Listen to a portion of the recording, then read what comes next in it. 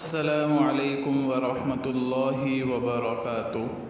معزز سامعین کرام، مسائل قربانی کے سلسلے میں 27ویں قسط آپ حضرات کی خدمت میں موجود ہے۔ اس قسط میں 2 مسئلوں کے سلسلے میں گفتگو کی جائے گی۔ مسئلہ نمبر 1، جانور خرید کر قربانی کے دن تک نگرانی کی ذمہ داری بائیں کے حوالے کرنا کیسا ہے؟ اسی طرح دوسرا مسئلہ کہ 7 بکروں کے پیسوں سے ایک بڑے جانور خرید کر قربانی کرنے کا کیا حکم ہے؟ سب سے پہلا جو سوال تھا کہ جانور خرید کر قربانی کے دن تک نگرانی کی ذمہ داری بائیں کے حوالے کرنا، تو سوال یہ ہے کہ ایک شخص نے ایام قربانی سے، یعنی قربانی کی جو دن ہوتے ہیں اس سے چند دنوں پہلے قربانی کا جانور 1000 روپے میں خریدا۔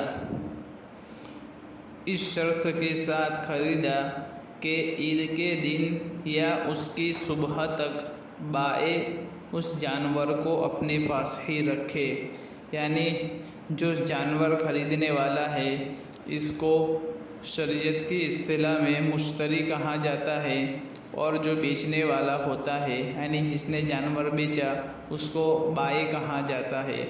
تو جانور خریدنے والے نے جس سے جانور خرید رہا ہے اس سے اس شرط کے ساتھ خریدا، مثال کے طور پر زید نے بکر کے پاس سے جانور خریدا اور زید نے اس شرط کے ساتھ بکر سے جانور خریدا کہ بقرعید کی صبح تک یا ایام قربانی تک زید کا جانور بکر کے پاس ہی رہے گا، تو اس شرط کے ساتھ جانور خریدا اور اس کے چارے اور پانی کا انتظام بھی بائیں یعنی بکر کے ذمے ہی ہوگا۔ تو کیا ایسے شرط کے ساتھ زید کا قربانی کا جانور خریدنا صحیح ہے یا نہیں؟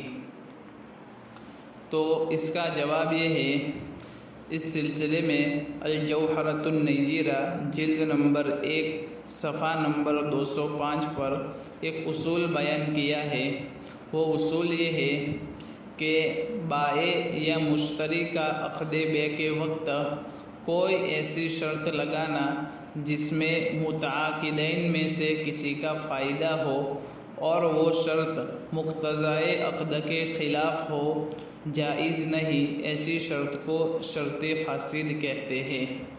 یعنی اس کا خلاصہ یہ ہے کہ جانور خریدنے والا اور جانور بیچنے والا ان دونوں کے درمیان عقد کے وقت، یعنی جو مجلس ہوتی ہے جس میں جانور خریدا جاتا ہے، اس وقت کوئی ایسی شرط لگانا جو ان دونوں کے درمیان، جس کو شریعت میں متعاقدین کہتے ہیں، کسی کا فائدہ ہو۔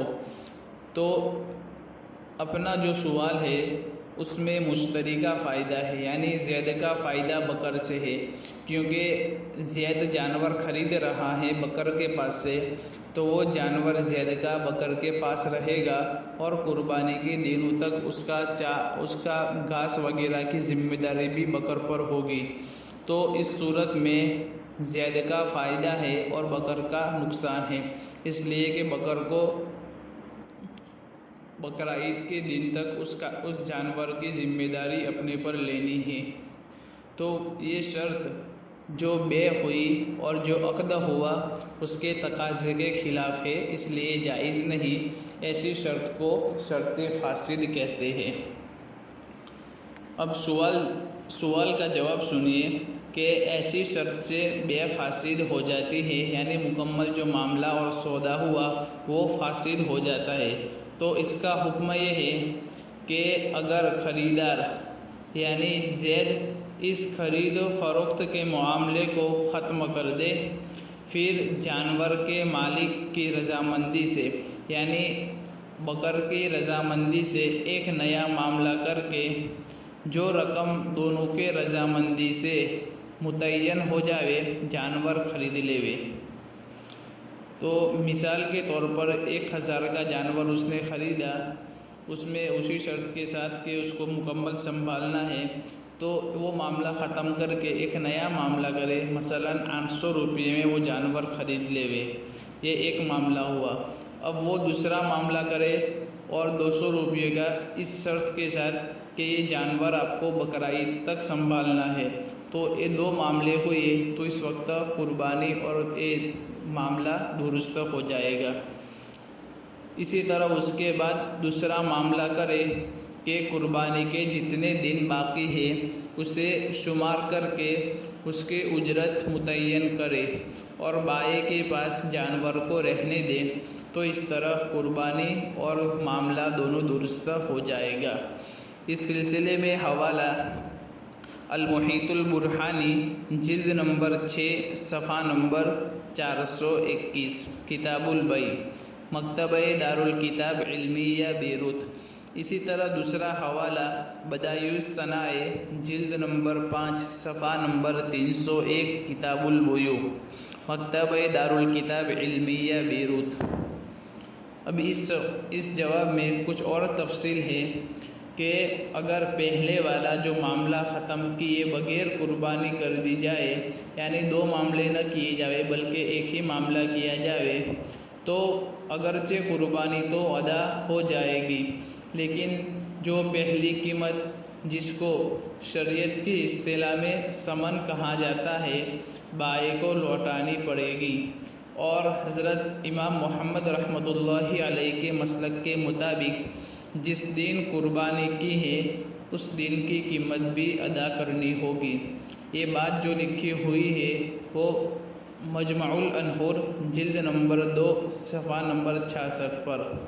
اس لیے اس طرح کی شرط کے ساتھ خریدنے والوں کے لیے لازم ہے کہ جلد ہی معاملہ ختم کر لے اور مالک کی اجازت سے نیا معاملہ مذکورہ تفصیل کے مطابق دوسرا معاملہ کر لے، تاکہ قربانی میں کسی قسم کا خلل نہ ہو۔ فقط واللہ اعلم بالصواب۔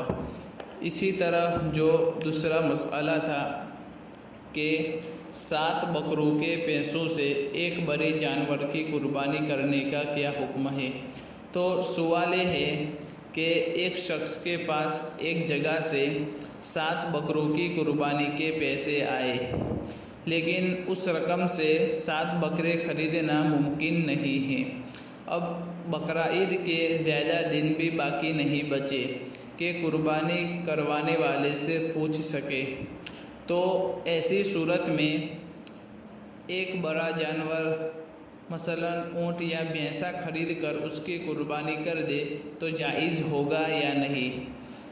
کہ ایک اونٹ یا بھینسا خریدنے کے بعد بھی اتنی رقم بچ جاتی ہے کہ اس سے ایک دوسرا بھینسا اور اونٹ خریدی جا سکے، یعنی 2 بھینسے اور 2 اونٹ خریدے جا سکے، تو دوسرے بھینسے خرید کر اس کی انہی لوگوں کی طرف سے قربانی کر سکتے ہیں یا نہیں؟ جبکہ پہلے بھینسے کی قربانی تو واجب ہوگی اور دوسری ان کی طرف سے نفل، یا ایسا بھی کر سکتے ہیں کہ پہلے جو بھینس کاٹی گئی اس میں 3 کی جانب سے قربانی اور دوسری جو بھینس کاٹے اس میں 4 کی طرف سے قربانی، تو ایسا کرنا جائز ہے یا نہیں؟ تو اس سلسلے میں جواب یہ ہے کہ جب آپ کو انہوں نے بکرے کی قربانی کے لیے رقم دی ہے تو آپ بکرے کی قربانی کے لیے وکیل بنائے گئے ہیں، اور وکیل کو اپنے موکل کے خلاف کرنا جائز نہیں ہے۔ اگر بھیجی گئی رقم سے بکرا خریدنا ممکن نہ ہو تو آپ اپنے موکل کو اطلاع کریں۔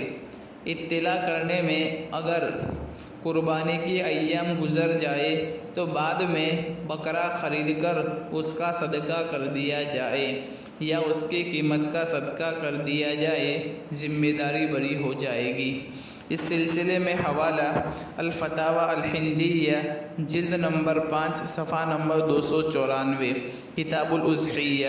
اسی طرح المحیط البرہانی جلد نمبر 6 صفحہ نمبر 91 کتاب الاضحیہ، مکتبہ دارالکتاب علمیہ بیروت۔ فقط واللہ اعلم بالصواب۔ السلام علیکم ورحمۃ اللہ وبرکاتہ۔